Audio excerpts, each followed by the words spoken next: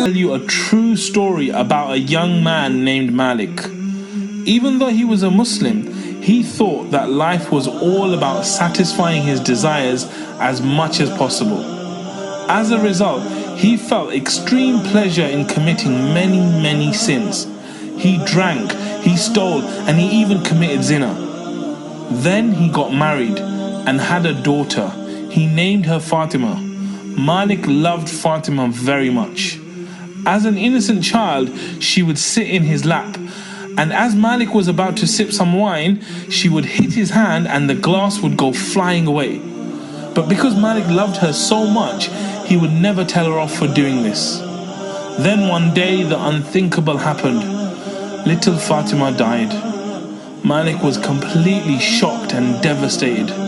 He went into depression. He drank more than ever before. He drank and drank and drank to the point that he would be passed out day and night. One day, in a drunken state, Malik went to sleep. He had a terrifying dream. The day of judgment had begun. Lots of people had been resurrected. Then he heard a noise behind him. He turned back to see a huge snake chasing him. The snake's mouth was wide open and heading directly for him. He was terrified and tried to run away. But no matter where he went, the snake kept chasing him. Malik found an old man dressed in elegant clothes, smelling of perfume. He begged the man to save him from the snake. The old man said he was too old and too weak to help Malik against such a strong enemy. He advised him to keep running so that he might find help. So Malik carried on running wildly. He found a cliff and climbed it. Reaching the top, he saw the fire of Jahannam. He was on the pit of the hellfire. Then he heard a voice calling out loud, "Go back, for you are not one of them." Malik turned around and ran in the opposite direction. The snake kept chasing him, and again he saw the old man. Again he begged him for help, but the old man began to cry and said he was too weak to help Malik. But he advised Malik to go to a hill nearby. Malik ran to the hill.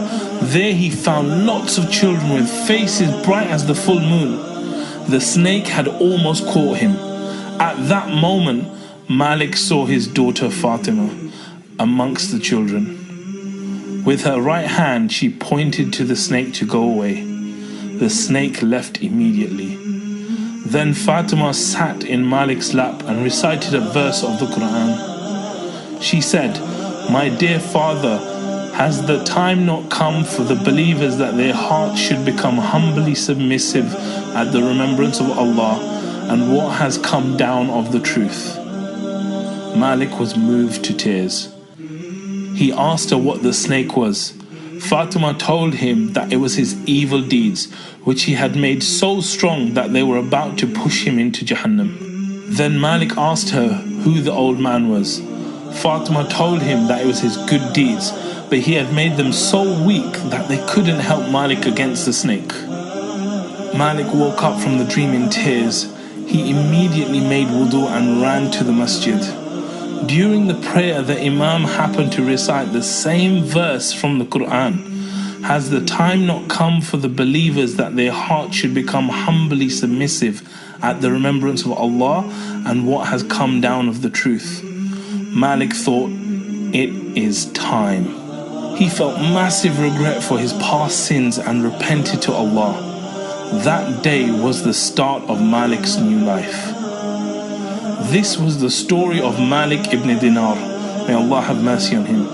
He became an Imam of Hadith and is now known as one of the most righteous successors of the Sahaba. In the middle of the night, he would go to the center of town and shout out, "Oh people, wake up to the remembrance of your Lord. Wake up to success." When he did this, people would think he was crazy. But he did this because he knew that ultimate success lies with Allah. He completely transformed from a person who committed every sin under the sun to one of the most pious worshippers in history. He went from being a person who was literally on the brink of hellfire to someone who will enter Jannah inshallah.